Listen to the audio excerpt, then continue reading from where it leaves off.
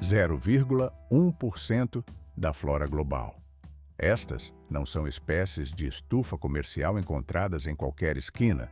São anomalias botânicas, raras, isoladas, muitas vezes consideradas extintas pela ciência moderna até uma redescoberta acidental.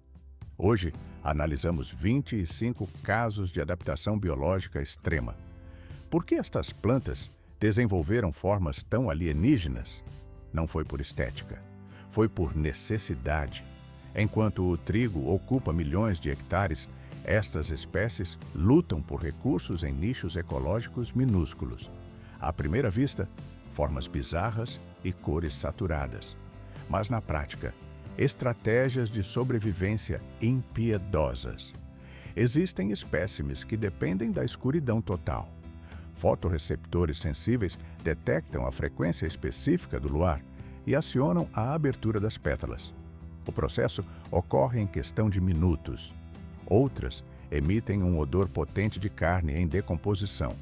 Compostos de enxofre e nitrogênio saturam o ar. O objetivo não é agradar o olfato humano, é enganar moscas necrófagas para garantir o transporte de pólen. A evolução aqui jogou pesado.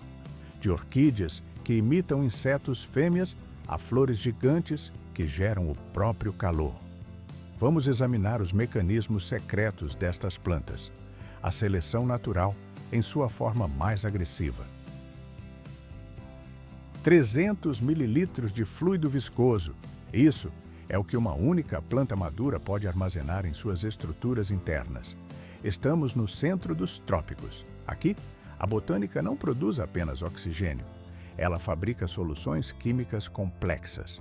O espécime em questão é o Zingiber zerumbet. Para o leigo, pode parecer apenas uma flor exótica. Na agronomia prática, é conhecido como gengibre shampoo. Por que uma planta gastaria energia para produzir uma substância similar ao sabão?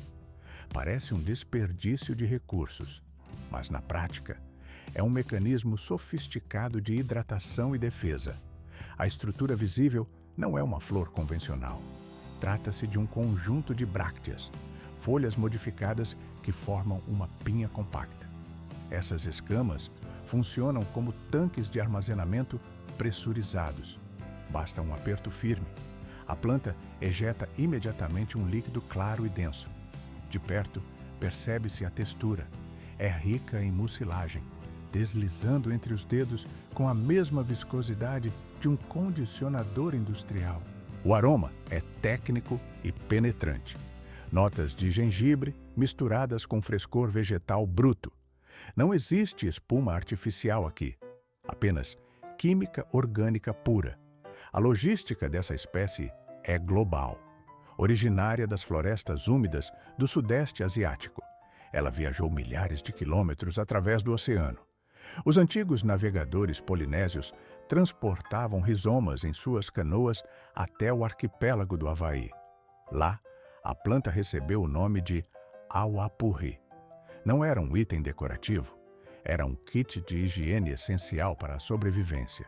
Durante séculos, o fluido extraído serviu para limpar o cabelo e a pele. Mais importante ainda, funcionava como remédio. O gel cria uma barreira física sobre queimaduras solares, acelerando a regeneração celular em climas de alta radiação UV. Por fora, uma estrutura rígida e geométrica, mas por dentro, um laboratório que converte água e nutrientes em um bálsamo protetor. A planta opera um relógio biológico visível. No estágio inicial, as brácteas são verdes, focadas na fotossíntese e no camuflagem entre a folhagem densa. Conforme o ciclo avança, ocorre uma mudança química nos pigmentos. A pinha transita para um vermelho carmesim intenso. Isso indica maturação total. O habitat exige recursos específicos. O gengibre shampoo não tolera o sol direto.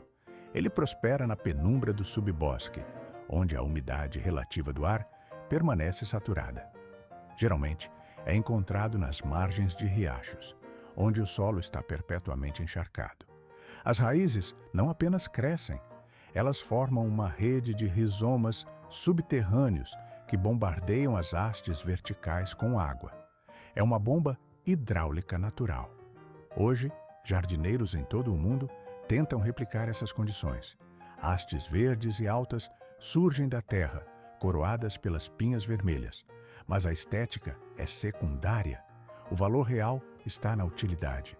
O Zingibert Zerumbet demonstra um princípio fundamental da botânica. Beleza é apenas um subproduto da eficiência.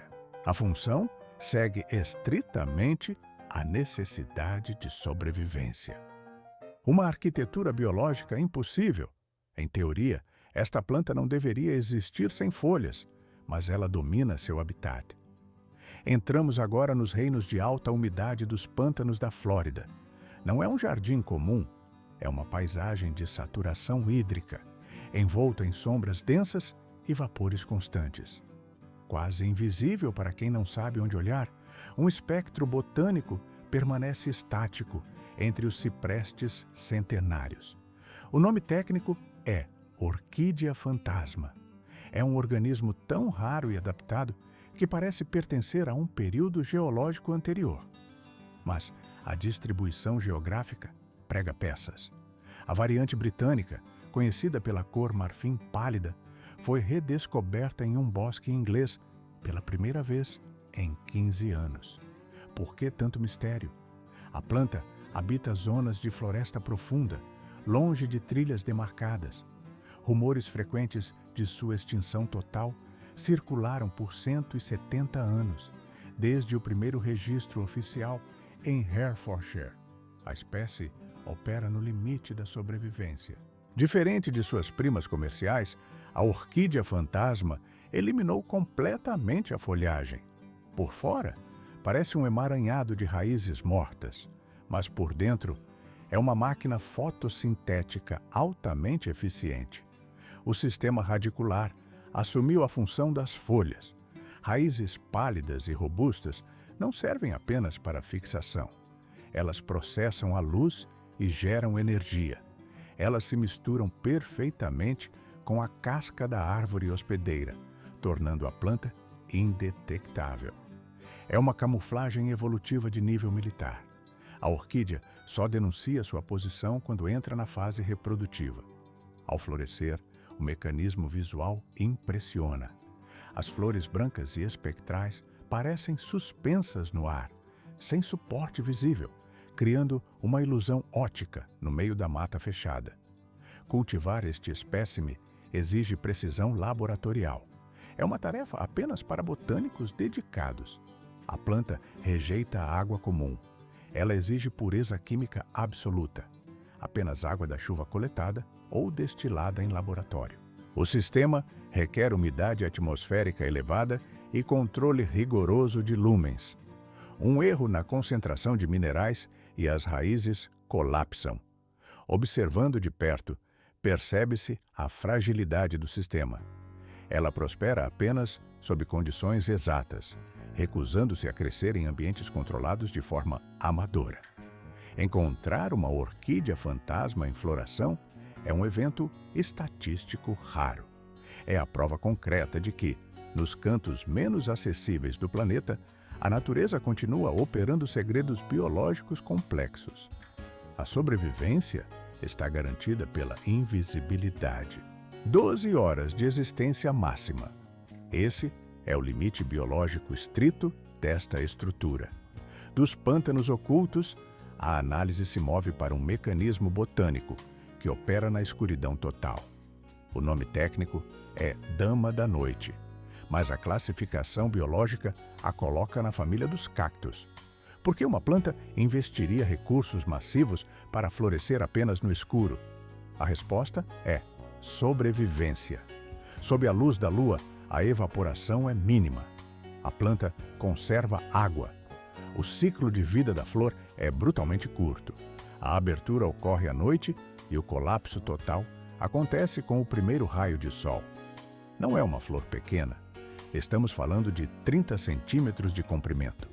Hastes longas e espalhadas sustentam essa biomassa. Visualmente, É um sistema complexo de pétalas brancas e filamentos. Mas existe um detalhe: o cheiro não serve para agradar humanos. É um sinal químico potente, projetado para atrair polinizadores específicos em uma janela de tempo crítica. A origem genética remete ao sul do México. De perto, percebe-se que a beleza aqui é funcional. A flor surge como uma anomalia branca na escuridão e desaparece ao amanhecer. O cultivo exige precisão técnica.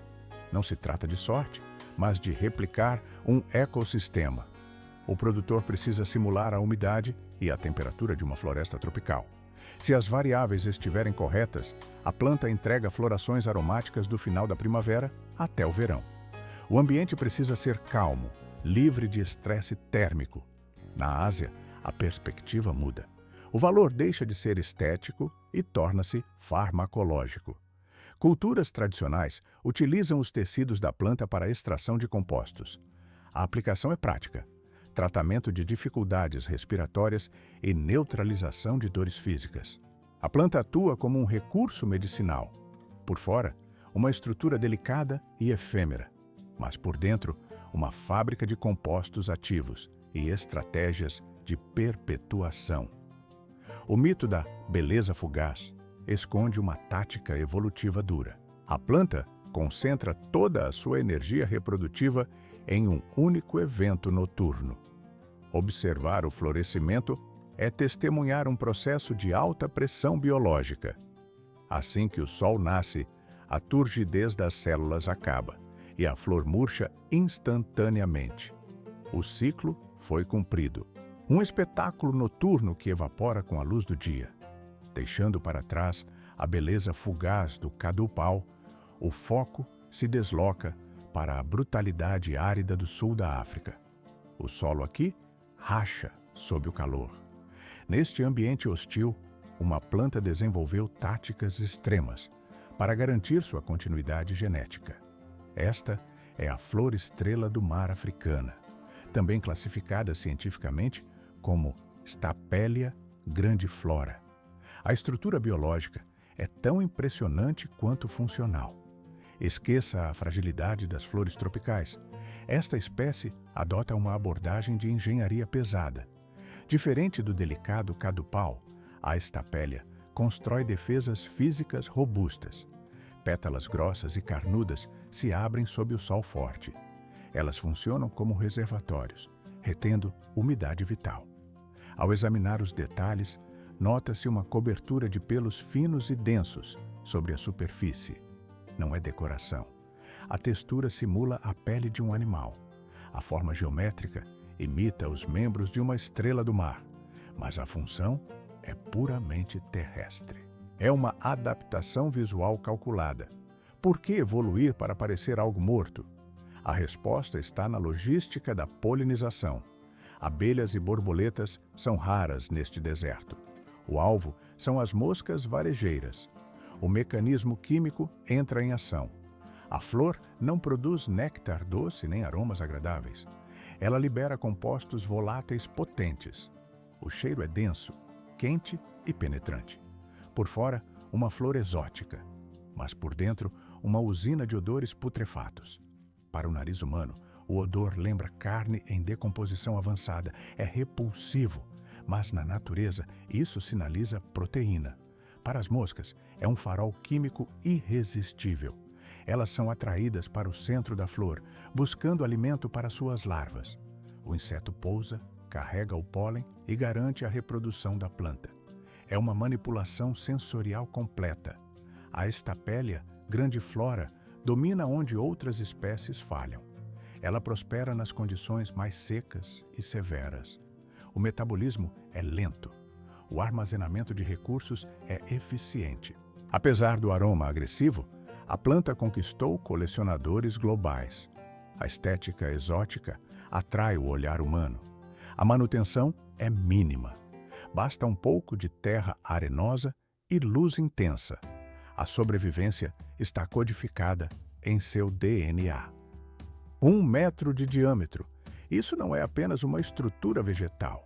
É um gigante biológico que desafia as leis de proporção.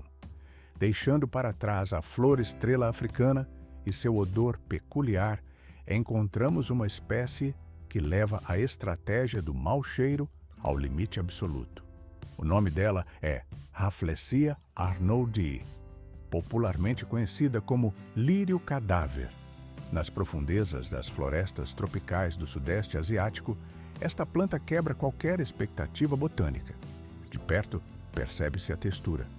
As pétalas não são suaves, são carnudas, espessas e possuem uma coloração marrom avermelhada, salpicada de manchas claras que imitam pele doente. Com quase 1 metro de ponta a ponta, ela detém o título técnico de maior flor individual do planeta Terra.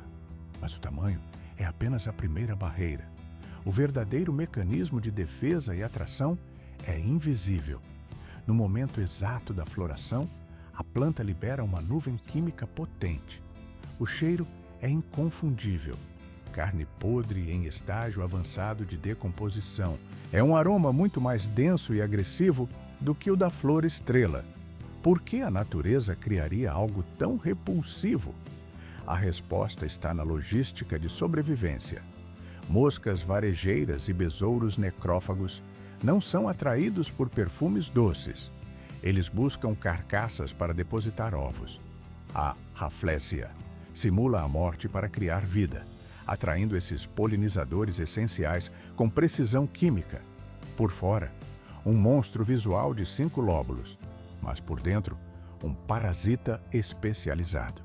Ao contrário da maioria das plantas, a Rafflesia arnoldii não possui folhas, não tem caule e não cria raízes no solo.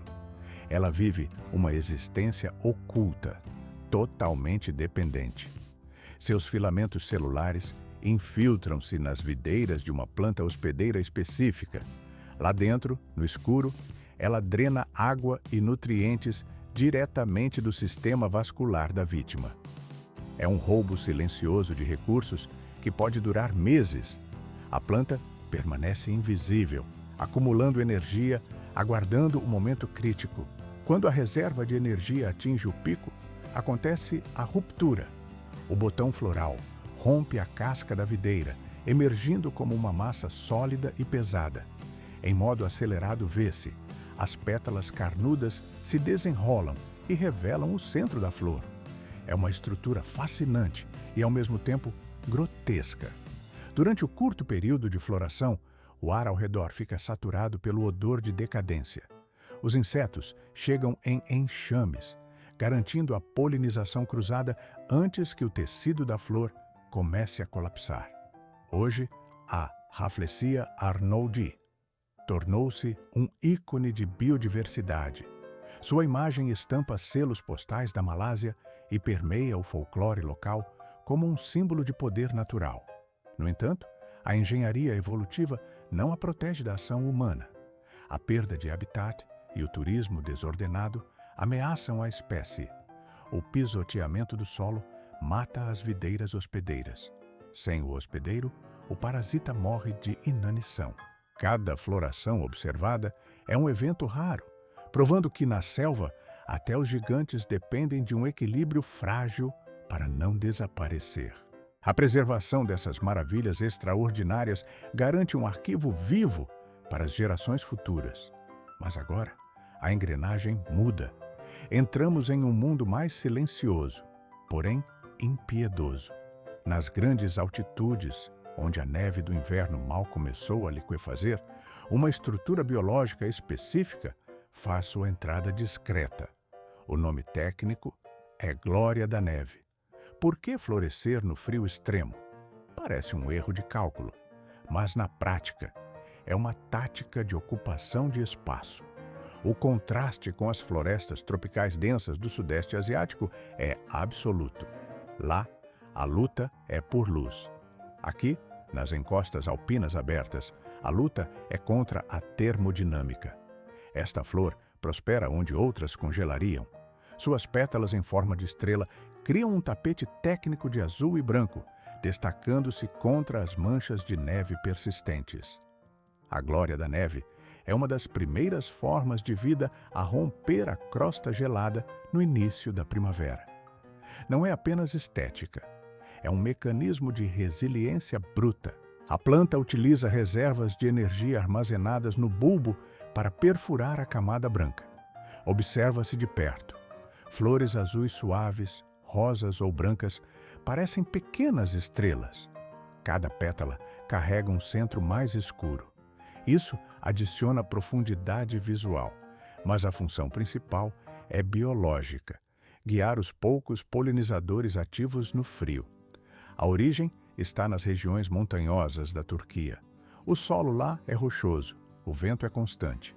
Esta planta pequena e robusta cresce apenas cerca de 6 polegadas de altura. A escala parece mínima, mas a logística de sua sobrevivência torna seu impacto na paisagem profundo. Cada floração marca o reinício da atividade biológica nas montanhas. Elas emergem com os primeiros raios de sol da primavera, absorvendo radiação térmica imediata. Por fora, uma planta decorativa de jardim, mas por dentro, uma máquina de resistência climática. Ao contrário de muitos de seus pares da estação, a glória da neve é fácil de cultivar em escala. Ela não exige intervenção humana constante. O sistema radicular é resiliente, capaz de suportar as condições adversas e o congelamento do solo nos ambientes alpinos. Tornou-se uma favorita entre os produtores pela baixa manutenção. A capacidade de se espalhar naturalmente é alta. Ela coloniza o terreno, criando uma cobertura de solo densa e eficaz. A natureza fecha o ciclo sozinha. Do ar rarefeito das montanhas para a aridez solar. O cenário muda drasticamente. Deixamos o clima frio para trás e entramos nos terrenos secos da África do Sul, onde a sobrevivência exige mais do que cores suaves. Aqui domina a Protea alfineteira, também catalogada tecnicamente como Protea catavento. Esqueça a delicadeza das flores alpinas. Esta planta é uma máquina visual de alto contraste. Vermelho intenso, laranja queimado. A estrutura esférica é composta por dezenas de estiletes rígidos que lembram alfinetes em uma almofada. Não é apenas uma flor. É um mecanismo complexo de atração e defesa em um ambiente hostil. Por que essa forma específica? A resposta está na matemática pura. Ao examinar os detalhes, percebe-se o padrão. As hastes não crescem aleatoriamente. Elas seguem uma espiral rigorosa, idêntica à sequência de Fibonacci. O mesmo código numérico que constrói pinhas, girassóis e conchas marinhas. Na botânica prática, isso não é arte, é logística de recursos. Esse arranjo geométrico garante que cada filamento tenha acesso direto à luz solar, sem que um faça sombra no outro. O aproveitamento energético é absoluto. A planta não desperdiça um único raio de sol. O terreno nativo é o fynbos, uma região de solo arenoso, pobre em nutrientes e castigado pela radiação solar constante. A maioria das culturas agrícolas comerciais falharia aqui em poucas semanas. A Protea, no entanto, adaptou-se à escassez crônica. Por fora, uma exibição vibrante de cores exóticas, mas no subsolo, uma infraestrutura de guerra. As raízes são profundas e lenhosas. Elas perfuram camadas de rocha e areia para encontrar umidade onde ela não deveria existir. E existe um aliado improvável: o fogo. Incêndios naturais varrem a vegetação rasteira com frequência nesta região. Para a concorrência, é a morte certa. Para a Protea, é limpeza tática de terreno. As chamas eliminam as ervas daninhas que roubariam a água. O fogo transforma a matéria orgânica morta em cinzas ricas em minerais, fertilizando o solo instantaneamente. O sistema subterrâneo da Protea, protegido do calor superficial, aguarda. Assim que a fumaça baixa, a planta tem espaço livre e nutrientes frescos para reiniciar o crescimento. Essa resiliência biológica transformou a espécie em um ativo global. Jardineiros de todos os continentes a utilizam hoje não apenas pela estética diferenciada, mas pela capacidade de resistir ao descuido e à seca. Onde outras plantas murcham e morrem, ela persiste.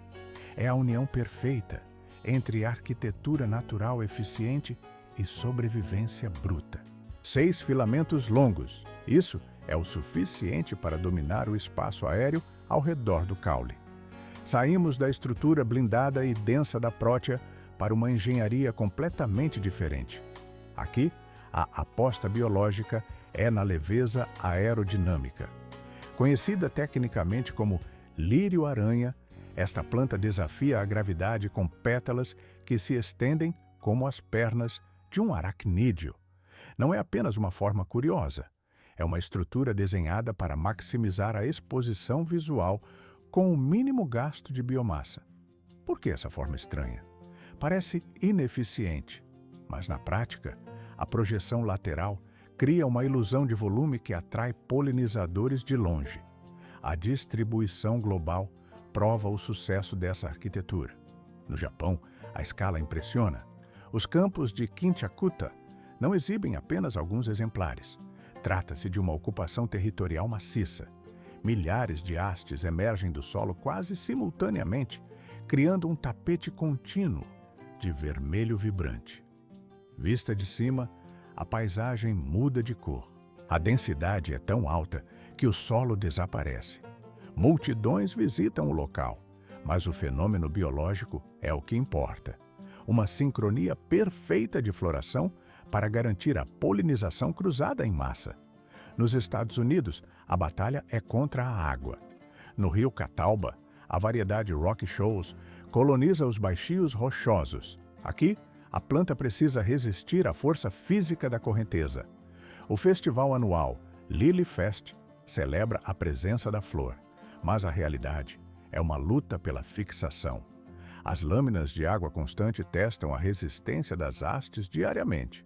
A anatomia serve a um propósito único. O nome vem das pétalas alongadas, mas o centro de operações é a coroa.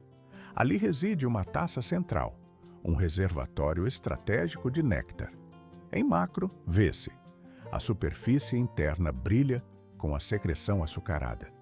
O objetivo é nutrir o polinizador para garantir a reprodução. As flores explodem em branco nítido ou amarelo suave. Contra o fundo das folhas verde escuras, esse contraste funciona como um farol óptico para insetos em voo rápido. Por fora, uma flor de aparência frágil, mas no subsolo, uma âncora de engenharia hidráulica. O sistema radicular é agressivo. Ele prospera em pântanos saturados e margens de rios instáveis, locais onde outras espécies apodreceriam. As raízes não apenas bebem água, elas entrelaçam o solo, compactando a lama e impedindo que a correnteza leve a terra embora. É um mecanismo natural de controle de erosão. Tanto em habitats selvagens quanto em jardins planejados, a função é dupla: atração biológica na superfície e contenção física no subsolo. A beleza é apenas a consequência da eficiência. A estabilidade do solo depende da física. As raízes do lírio-aranha não apenas crescem, elas travam a terra. Funcionam como âncoras biológicas, perfurando o substrato e criando uma malha subterrânea densa que impede o colapso da estrutura. Essa engenharia natural torna a planta um ativo valioso, tanto na proteção de margens selvagens, quanto na arquitetura de jardins planejados. Onde a água tenta levar a terra, a raiz segura. Mas a botânica tem outras estratégias. Mudança de bioma. Deixamos para trás a serenidade aquática e entramos na zona tropical. Calor intenso. Radiação direta. Aqui, uma nova espécie domina o território. A flor de pavão entra em cena. O nome técnico impõe respeito, mas o apelido visual descreve a função exata. Não é uma floração discreta. É um mecanismo de sinalização visual de alta potência. Em macro, observa-se a estrutura. Cachos densos explodem em cores saturadas. vermelho sangue, laranja queimado, amarelo solar. Cada pétala se projeta para fora, imitando a abertura de um leque de penas, maximizando a superfície de exposição. A planta quer ser vista. Por que tanta energia no visual? Não é vaidade, é sobrevivência em ambiente hostil. Esta espécie não busca sombra, ela exige sol pleno. Prospera em solos bem drenados, rochosos e muitas vezes pobres em nutrientes. Onde outras variedades secariam em poucos dias, a flor de pavão ativa seus processos de retenção hídrica e continua a crescer. Por fora, uma estrutura delicada e vibrante, mas por dentro, um metabolismo blindado contra a seca e o calor equatorial. Nativa das Américas e disseminada por cinturões tropicais em todo o globo, tornou-se um padrão de referência para a adaptabilidade biológica. O investimento em cor traz retorno imediato na logística de polinização.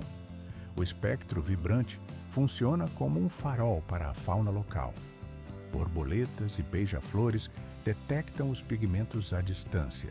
Eles descem em busca do néctar doce, rico em energia, e pagam com o transporte de pólen. Mas a utilidade vai além da ecologia básica.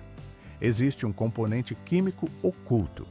Na medicina tradicional, a planta deixa de ser ornamental para se tornar farmacológica. Culturas antigas identificaram compostos ativos nas fibras vegetais. O uso varia conforme a região, mas o objetivo é prático: tratamento de infecções respiratórias e regeneração de tecidos da pele. Diferentes povos, mesma conclusão técnica. A beleza aqui é puramente funcional. 4.000 metros de altitude. O ar é rarefeito e o terreno é impiedoso. Nas encostas brutas da Cordilheira dos Andes, aguarda um dos espécimes mais singulares da botânica global.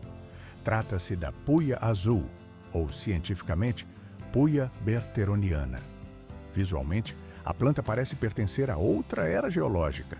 Suas flores exibem um tom turquesa saturado, uma pigmentação química raríssima na flora selvagem, quase inexistente fora deste ecossistema. A biologia aqui trabalha com contrastes extremos. Cada flor turquesa é armada com estames de um laranja vibrante. O objetivo não é estético, é um sistema de sinalização biológica de alta visibilidade. A inflorescência se projeta verticalmente, atingindo até 6 pés de altura. É uma torre de recursos em um ambiente de escassez. Beija-flores, os principais operadores logísticos deste ciclo, são atraídos pelo néctar rico em açúcar. Para a ave, é combustível de alta octanagem, necessário para manter o metabolismo no frio andino. Para a planta, é a garantia da polinização cruzada. Mas isso era apenas a vitrine. A base da puia revela uma engenharia de resistência pesada. O solo nestas encostas é pobre, rochoso e instável. A maioria das culturas agrícolas morreria em 48 horas. A puia prospera. Suas folhas são rígidas, afiadas e cobertas por uma cera verde prateada. Essa coloração reflete a radiação ultravioleta agressiva da alta montanha e minimiza a perda de água por transpiração. Por fora, uma estrutura exótica de jardim, mas por dentro, um mecanismo de captura oportunista. As folhas formam uma roseta densa e espinhosa na base. Estudos indicam uma função secundária sombria. Os espinhos voltados para dentro agem como armadilhas físicas. Pequenos animais e aves, ao buscarem abrigo ou calor, podem ficar presos na folhagem serrilhada. Incapazes de escapar, eles morrem. A decomposição da carcaça libera nutrientes essenciais. O nitrogênio líquido resultante escorre diretamente para o sistema radicular ávido. Alguns botânicos classificam isso como protocarnivorismo. A planta complementa sua dieta mineral com material orgânico animal. Dificilmente encontrada fora de sua zona nativa, a puia azul não é apenas uma flor rara, é um sistema autônomo que converte luz solar e matéria, em decomposição, em sobrevivência pura, adaptação absoluta ao isolamento. Uma contradição visual. O coração sangrento parece frágil, quase efêmero, mas essa planta é uma máquina de sobrevivência adaptada ao frio extremo. Por que evoluir para parecer uma gota caindo?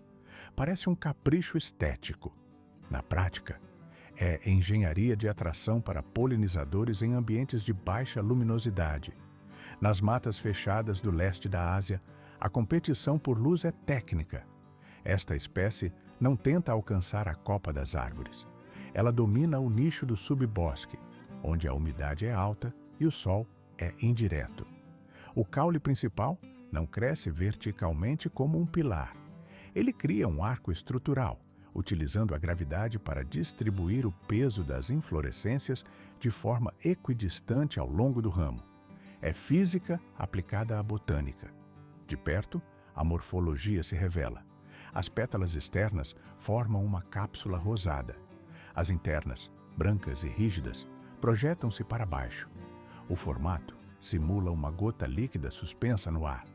O contraste de cores funciona como um farol na penumbra da floresta. Mas a aparência engana.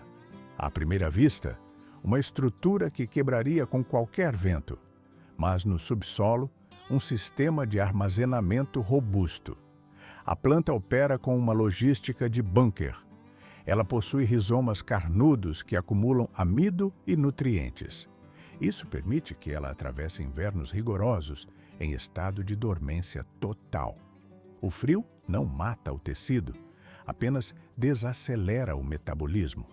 Quando o solo descongela no início da primavera, a reação é imediata. A planta utiliza a reserva de energia para crescer rapidamente, aproveitando a janela de tempo antes que as árvores acima fechem completamente a entrada de luz. As folhas surgem, os arcos se formam e as flores pendem em questão de semanas. A eficiência térmica é absoluta. O ciclo de floração estende-se até o verão. Enquanto outras espécies exigem calor constante, o coração sangrento prospera na estabilidade térmica da sombra. Para o observador humano, é um símbolo de empatia e emoção. Para a biologia, é um triunfo da adaptação climática. A persistência da espécie está garantida. Formas sentimentais e simetria biológica definem o coração de Maria, uma estrutura valorizada pela estética visual. Mas a botânica possui cantos mais escuros. Deixamos a delicadeza para trás. Mergulhamos agora na morfologia sombria e na adaptação extrema. Entra em cena a Taca chantrieri. Nos catálogos técnicos, ela é a flor morcego ou a flor do diabo. A aparência desafia a lógica floral comum. Não há cores vibrantes para atrair abelhas aqui. É uma estrutura que parece ter sido extraída diretamente de uma fantasia tropical obscura. Em aproximação visual, nota-se a textura. As pétalas são profundas, escuras e aveludadas. O formato mimetiza com precisão as asas de um morcego em repouso. Do centro da bráctea descem filamentos longos e fluidos. Eles não são apenas decorativos. São extensões que conferem à planta uma presença física imponente, quase ameaçadora, projetada para se camuflar nas sombras. Existe um detalhe genético importante. Além da variante negra comum, há a versão branca, extremamente rara. Desprovida de pigmentação escura, ela adiciona um toque etéreo ao ambiente.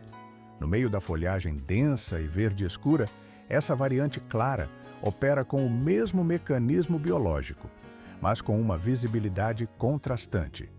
Ambas as variedades prosperam em um ambiente hostil, as florestas úmidas do Sudeste Asiático. Aqui, a luz solar é um recurso escasso e valioso. A competição por fótons é brutal. A planta adaptou-se para viver na sombra profunda, no subbosque, onde a umidade atinge níveis de saturação e a luz direta quase nunca chega. Por que essa arquitetura complexa? Parece uma armadilha, mas na prática é uma garantia de perpetuação. A flor morcego domina a autopolinização. O mecanismo é puramente logístico. No chão da floresta, a densidade de insetos polinizadores pode ser imprevisível ou insuficiente. A planta não pode se dar ao luxo de esperar. Ela possui a capacidade de fertilizar a si mesma.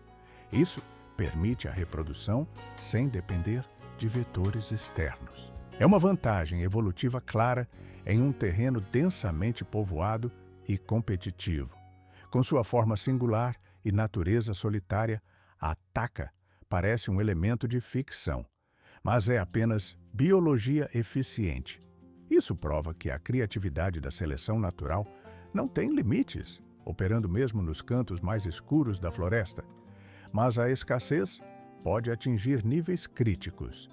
Na nossa análise das flores mais exclusivas do mundo, a Middle Mist Red surge como um caso isolado. Ela destaca-se como uma das variedades mais raras ainda existentes. 2 locais no planeta. Apenas 2. Essa é a estatística brutal de sobrevivência da Middle Mist Red. Enquanto ervas daninhas colonizam continentes inteiros, esta variedade específica segura a própria existência em apenas 2 pontos isolados do globo. Um jardim botânico vigiado na Nova Zelândia e uma estufa histórica na Casa Chiswick, na Inglaterra. Qualquer erro de manejo, qualquer praga localizada, e a extinção se torna irreversível. A logística histórica desta planta impressiona. A origem genética remonta à China. Há mais de 200 anos, o viveirista John Middlemist executou a operação de transporte. Não foi uma viagem simples. Em 1804, trazer material biológico vivo através dos oceanos exigia precisão técnica. As mudas enfrentaram meses de mares revoltos, salinidade no ar e variação térmica nos porões de madeira. O objetivo era comercial, mas o resultado prático foi a preservação de uma espécie que desapareceria de seu habitat nativo. O nome carrega um erro técnico. A classificação diz red ou vermelho, mas a observação direta revela outra pigmentação. Ao examinar os detalhes, nota-se um rosa profundo, quase saturado. As pétalas se agrupam em alta densidade, imitando a estrutura de uma rosa clássica. Ao redor, folhas verdes escuras e cerosas formam um painel solar eficiente, maximizando a captura de luz em climas temperados. Por que esta flor sobreviveu quando tantas outras desapareceram? A resposta está na resistência ao estresse. Por fora, uma flor ornamental aparentemente frágil, mas por dentro, um metabolismo de guerra. Durante a Segunda Guerra Mundial, uma bomba atingiu os arredores da estufa inglesa. Vidros quebrados, exposição ao frio congelante. Décadas de negligência humana se seguiram. A maioria das plantas tropicais morreria em dias. A Middle Mist Red entrou em dormência, racionou recursos internos e aguardou. Não é sorte, é eficiência biológica. Mas aqui existe um paradoxo agronômico. Esta planta pertence à família das camélias. Na botânica prática, camélias são conhecidas pela facilidade de propagação.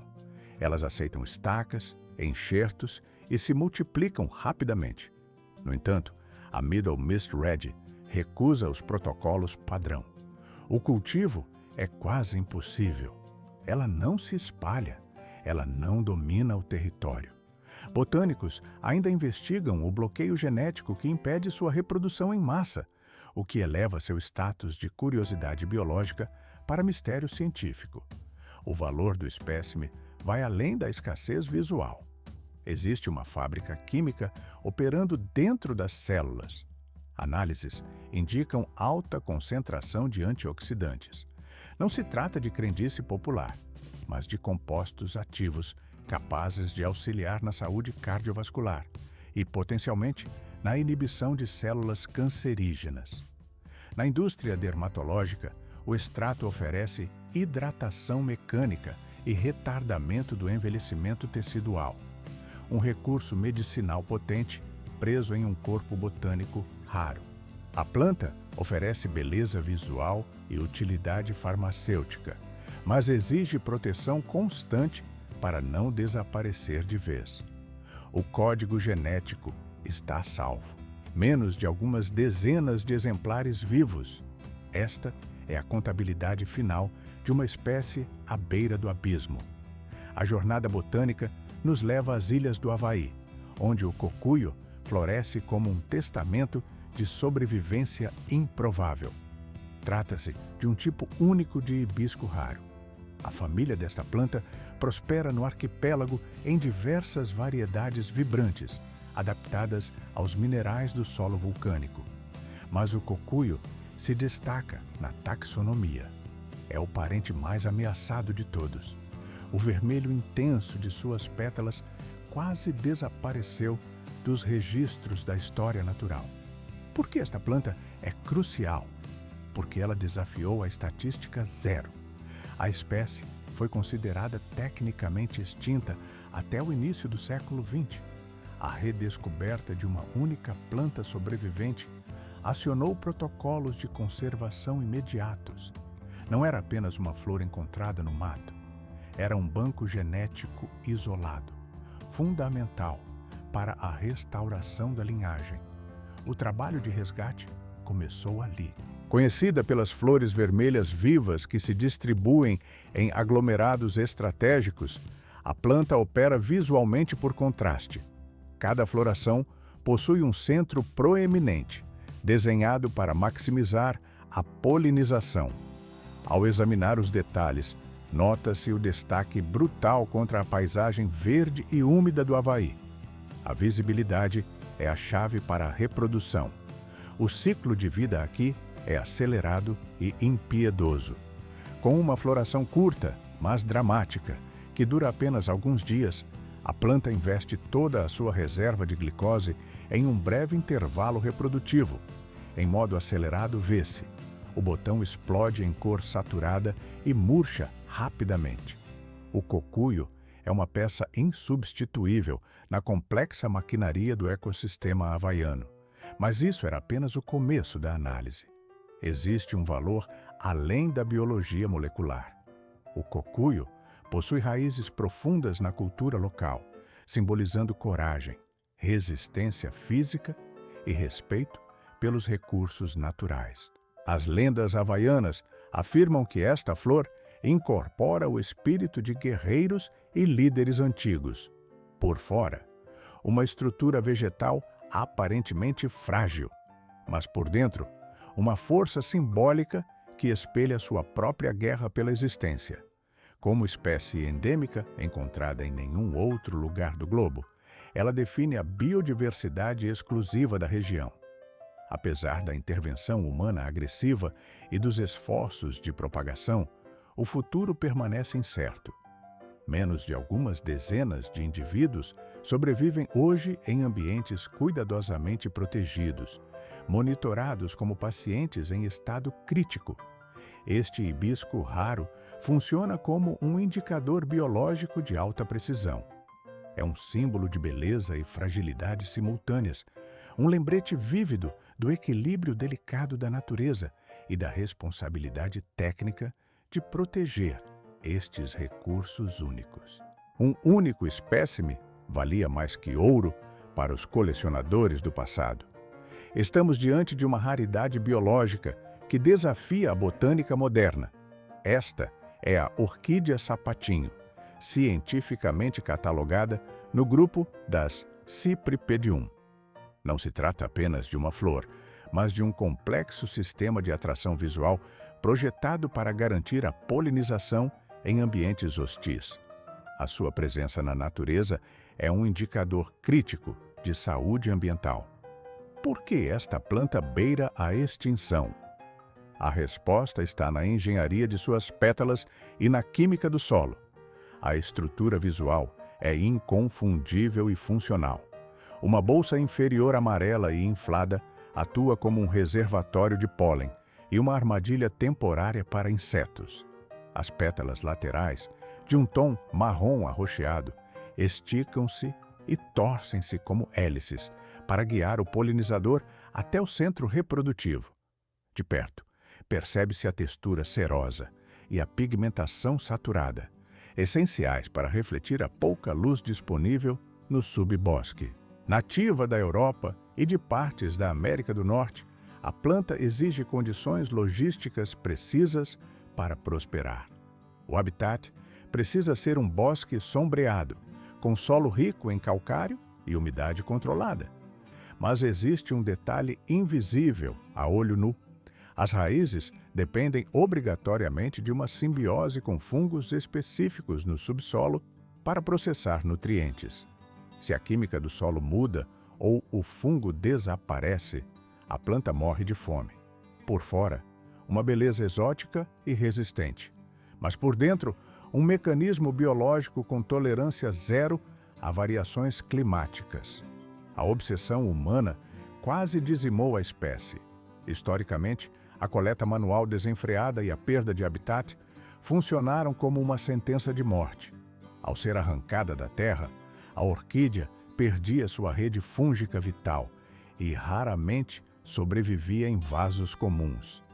O mercado de colecionadores reduziu as populações a números críticos na Grã-Bretanha e em diversas outras regiões do mundo. Hoje, a raridade a tornou uma das flores silvestres mais valiosas do planeta. A escala de proteção atual é rigorosa. A extração é considerada crime ambiental em muitos territórios. Onde ainda florescem, as populações são monitoradas e, em alguns casos extremos, vigiadas fisicamente para impedir o roubo. O objetivo é manter a genética viva e permitir a regeneração natural. Encontrar uma orquídea sapatinho na natureza não é um evento comum. É a prova de que o isolamento rigoroso e a vigilância constante são as únicas formas de garantir a sobrevivência. A responsabilidade pela preservação não é opcional, é um mandato biológico. Deixamos para trás a complexidade rara da orquídea sapatinho para analisar uma estrutura projetada para resistência bruta. O objetivo agora é entender a Aechmea fasciata, popularmente conhecida como planta urna. Esta não é apenas uma flor exótica para interiores, é um mecanismo hidráulico autossuficiente. Para os entusiastas da botânica, ela representa resiliência.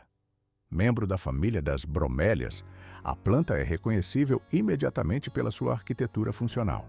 As folhas não crescem ao acaso. Elas formam uma roseta rígida de coloração verde prateada. Essa disposição cria um tanque central impermeável, uma verdadeira urna de retenção. Do centro desse reservatório natural emerge uma inflorescência rosa e espinhosa. O visual é sólido, arquitetônico. Nativa da floresta tropical do Brasil, a espécie desenvolveu uma engenharia específica para ambientes quentes e úmidos. Mas a sua presença em residências ao redor do mundo esconde uma origem de batalha pela sobrevivência vertical. Por que esta planta ignora o solo?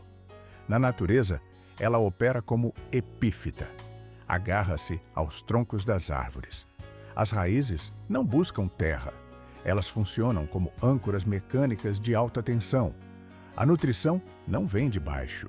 A planta absorve umidade diretamente do ar e armazena água da chuva em seu copo central para suportar períodos de seca. É um sistema de cisterna suspenso a metros do chão. Por fora, uma folhagem decorativa, mas por dentro, um ecossistema aquático capaz de sustentar a planta por semanas, sem precipitação. Em aproximação visual percebe-se: a superfície da folha é coberta por escamas minúsculas que condensam o vapor. A inflorescência rosa, composta por brácteas duras, pode permanecer intacta por vários meses. A durabilidade é extrema. Aqui existe um detalhe biológico crucial. Cada indivíduo floresce apenas uma vez. O esforço energético para produzir a haste floral é total e sinaliza o fim do ciclo da planta-mãe. O organismo principal morre, mas a linhagem não termina. Antes do colapso sistêmico, a base da planta ativa a produção de brotos laterais.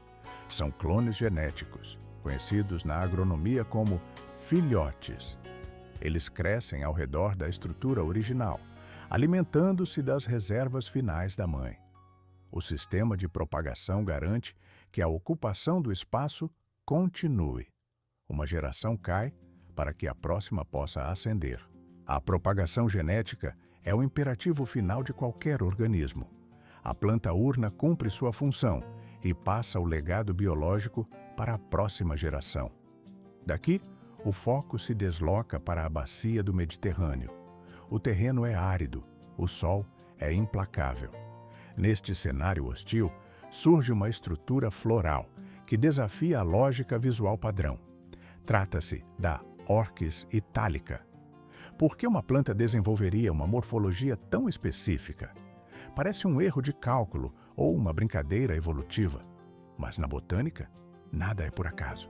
Também catalogada tecnicamente como orquídea do homem nu, esta espécie é uma realidade biológica, não uma montagem digital. O caule ergue-se vigorosamente do solo seco. A planta atinge até 50 centímetros de altura. É uma torre vertical de sustentação projetada para maximizar a exposição solar e a reprodução.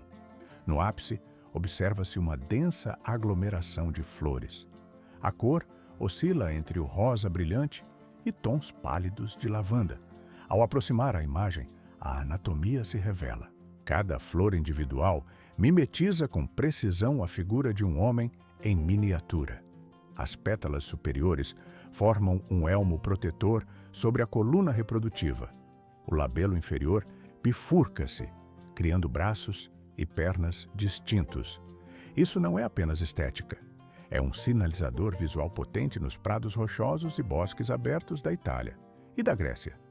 A forma incomum e a cor vibrante garantem que a planta se destaque em meio à vegetação rasteira, marrom e cinza. Mas a aparência externa esconde a verdadeira engenharia. À primeira vista, uma estrutura frágil e cômica, mas por dentro, um organismo de alta resistência. Esta orquídea é especializada em sobreviver, onde outras culturas morreriam de sede. O sistema radicular está adaptado a solos pobres e calcários. Ela suporta a radiação ultravioleta direta e a escassez hídrica típica do verão mediterrâneo. A utilidade vai além da sobrevivência da planta. No subsolo, os tubérculos armazenam reservas energéticas críticas na forma de polissacarídeos. A medicina tradicional identificou esse potencial químico há séculos. As raízes são extraídas e processadas. Os compostos derivados atuam diretamente no sistema humano, sendo utilizados para acalmar o trato digestivo e fornecer nutrientes concentrados. O que parece um capricho da natureza é, na verdade, um reservatório funcional de vitalidade. Trazem alívio à digestão e oferecem outros benefícios clínicos comprovados. 18 metros de comprimento. Nas florestas tropicais das Filipinas, isso não é apenas uma medida de distância, é a escala necessária para alcançar a sobrevivência. Em meio à massa verde densa, a trepadeira conhecida como parra de jade opera como um sistema de cabos biológicos. Ela rompe a lógica da vegetação rasteira e sobe. Com caules robustos que chegam a 2,5 cm de espessura, a planta não pede permissão. Ela serpenteia através de árvores gigantescas, utilizando a estrutura alheia para dominar o espaço aéreo. O objetivo é puramente logístico: capturar fótons. A trepadeira torce-se através do dossel florestal em uma busca agressiva pela luz solar direta, criando um pano de fundo denso e impenetrável em seu habitat nativo. Mas a verdadeira engenharia revela-se nas inflorescências. De perto, percebe-se a estrutura, longas correntes de flores que variam do turquesa elétrico ao verde esmeralda. A forma é funcional. Semelhantes a cachos de uvas pesados, essas flores pendem em cascatas elegantes, onde cada unidade possui o formato de uma lâmina curva ou meia-lua afiada. Aqui existe um detalhe químico fundamental. A coloração da parra de jade é um fenômeno raro na botânica denominado copigmentação. Não é uma tinta simples. Pigmentos naturais interagem em nível molecular para criar um tom verde-azulado distinto. É um sinal visual de alto contraste, projetado para se destacar mesmo na penumbra da floresta densa. Quem polinizaria uma flor virada para baixo no escuro? Insetos seriam leves demais para o mecanismo. A história de sobrevivência da planta depende de uma parceria de peso bruto. Suas flores são adaptadas evolutivamente para atrair morcegos noturnos. O processo é mecânico. O morcego precisa se pendurar de cabeça para baixo para acessar o néctar. Em observação noturna, vê-se: o peso do mamífero pressiona a flor, acionando uma alavanca biológica. O pólen é transferido para a pele do animal, que, sem saber, transporta o material genético para a próxima flor na escuridão. Fora da zona nativa, a cadeia logística se rompe. Em estufas e jardins botânicos controlados, os morcegos estão ausentes. Mãos humanas precisam assumir o trabalho pesado.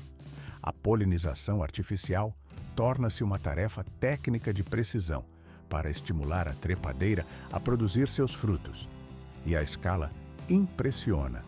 O resultado da fecundação é uma vagem maciça, do tamanho de um melão.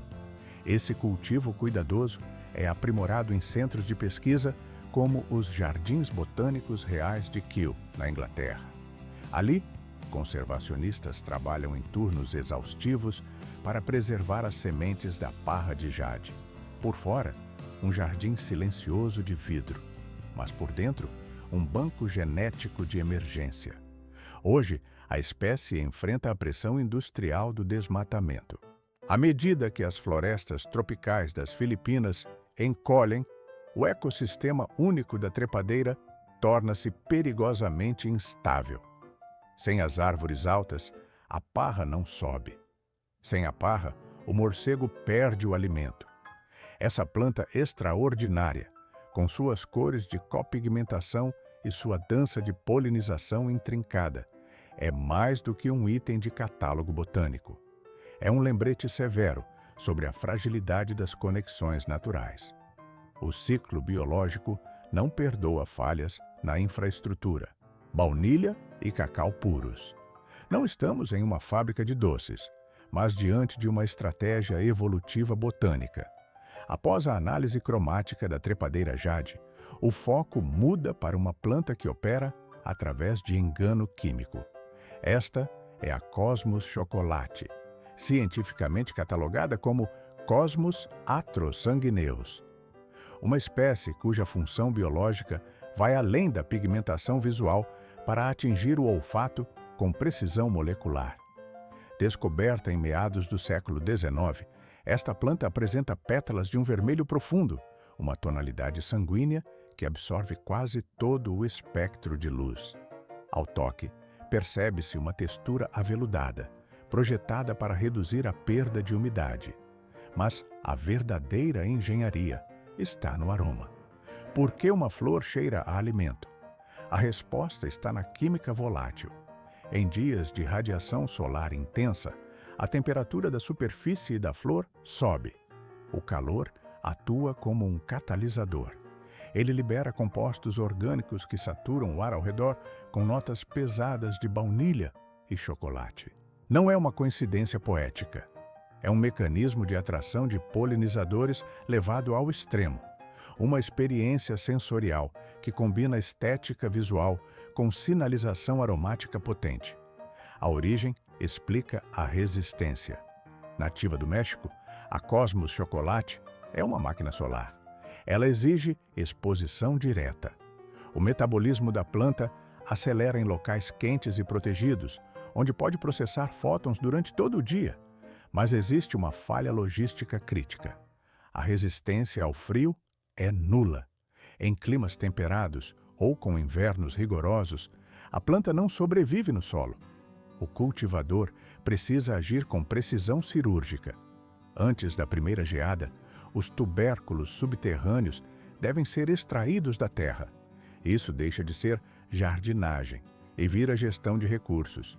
Por fora, o caule seca e morre. Mas por dentro, o tubérculo armazena toda a energia vital. Essas estruturas radiculares são levadas para ambientes internos, tratadas como perenes sensíveis. Elas exigem armazenamento seco e temperatura controlada, como estoques biológicos aguardando a próxima temporada operacional. Sem essa intervenção manual, a genética da planta é perdida para o gelo. A arquitetura da planta é funcional. Atingindo alturas entre 23 e 30 polegadas, ela exibe um formato paradoxal, ereto, porém com tendência a se espalhar lateralmente para maximizar a captação de luz.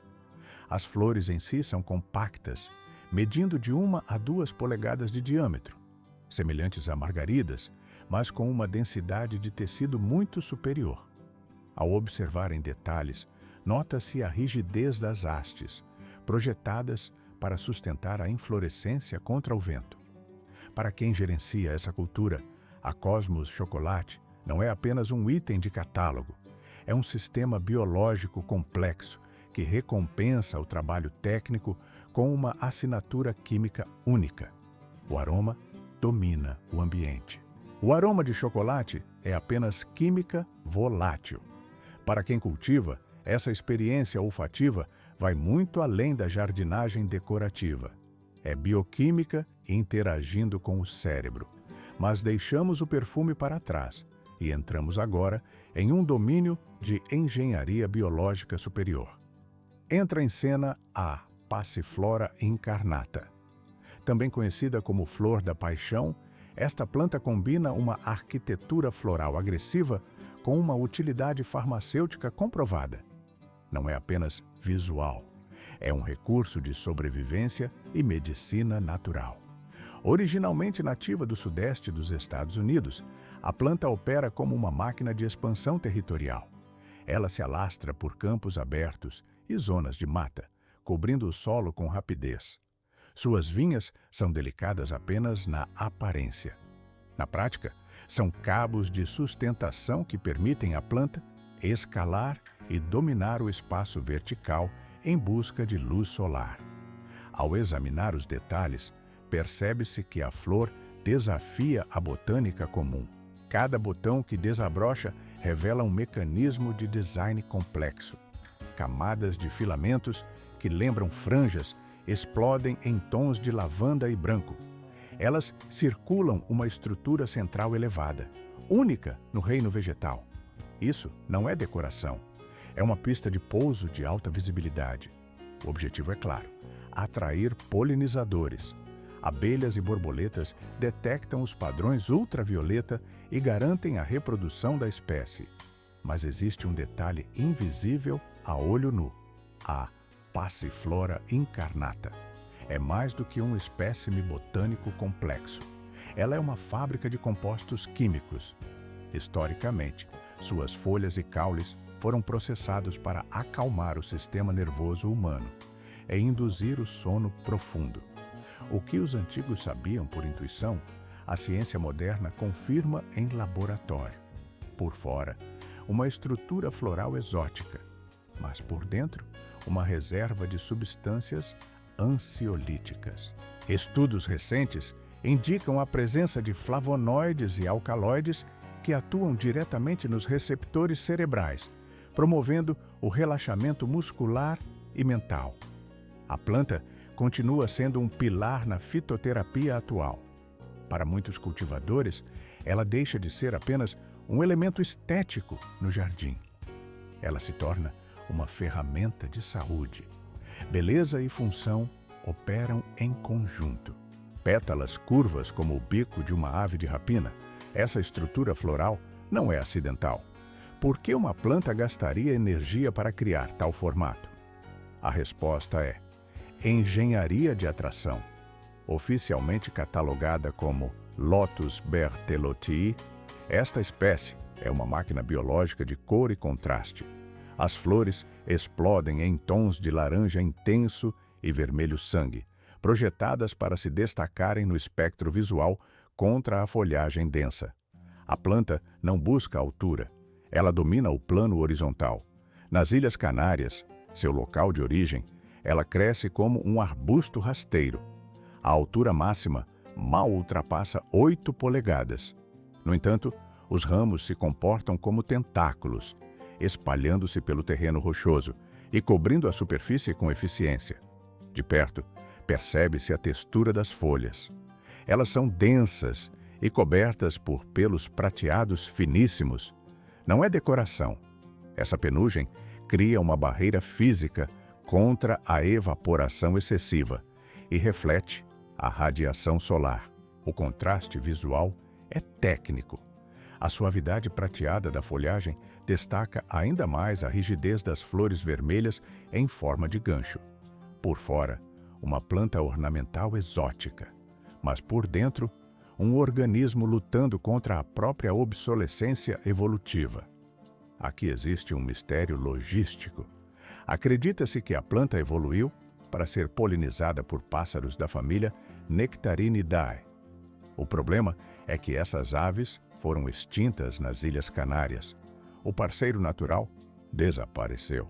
A planta deveria ter seguido o mesmo caminho, mas a biologia encontrou uma solução de emergência. O bico de papagaio adaptou-se para aceitar aves não especializadas, como a felosa das Canárias. Para compensar a falta de polinizadores ideais, a planta alterou seu ciclo. Ela prolonga o período de floração. Manter as flores vivas por mais tempo consome recursos hídricos e nutrientes preciosos, mas aumenta a janela de oportunidade para a fertilização. É uma adaptação agressiva frente às mudanças ambientais. No habitat original, a situação é crítica. A perda de território e as mudanças climáticas empurram a espécie para a beira do colapso. O solo selvagem já não garante a perpetuação. No entanto, a espécie encontrou um novo nicho ecológico: os jardins humanos.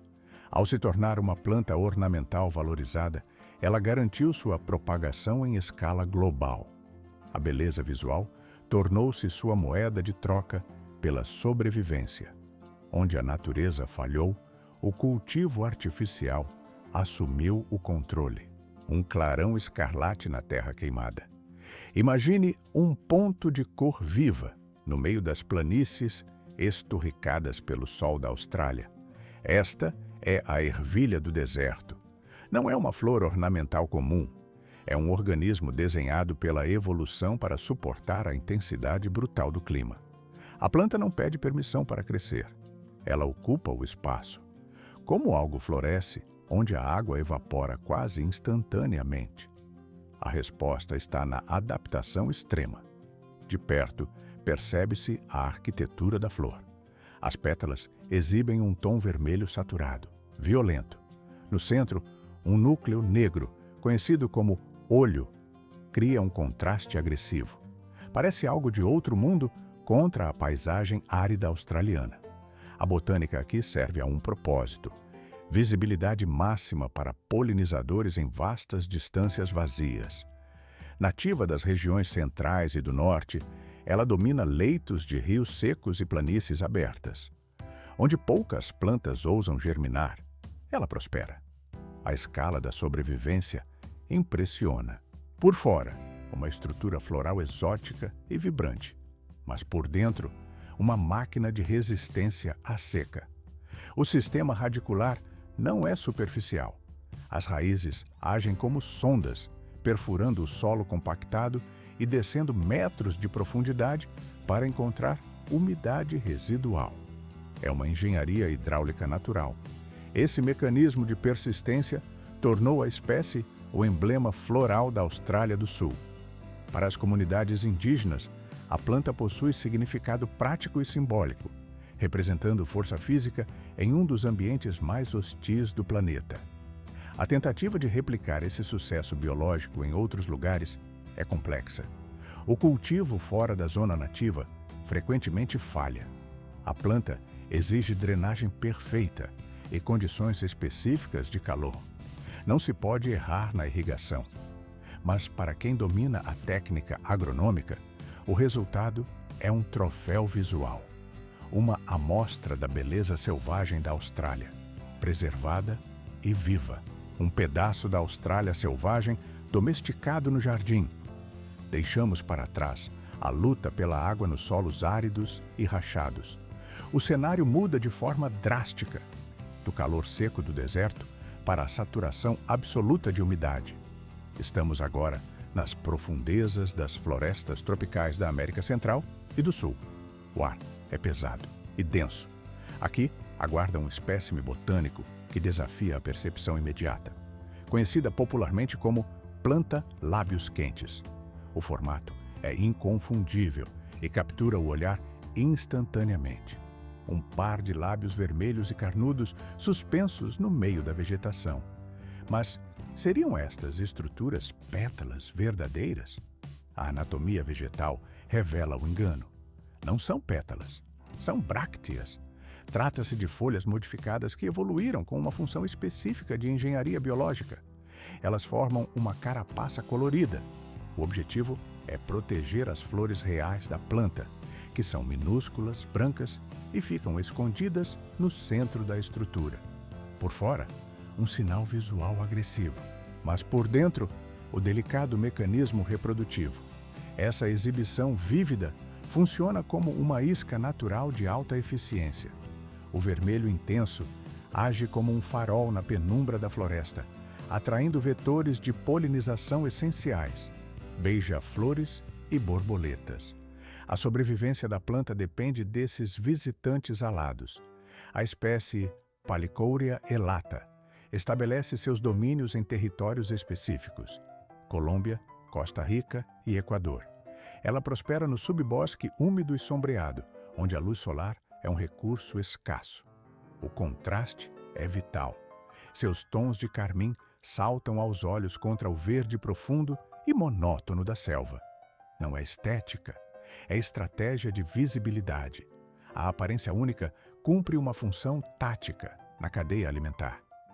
Ao atrair polinizadores com suas brácteas brilhantes, a planta sustenta o equilíbrio intrincado da vida na floresta tropical. É uma troca de recursos, néctar por transporte de pólen. No entanto, a interferência humana quebra esse ciclo. A perda de habitat avança em ritmo industrial. As florestas recuam.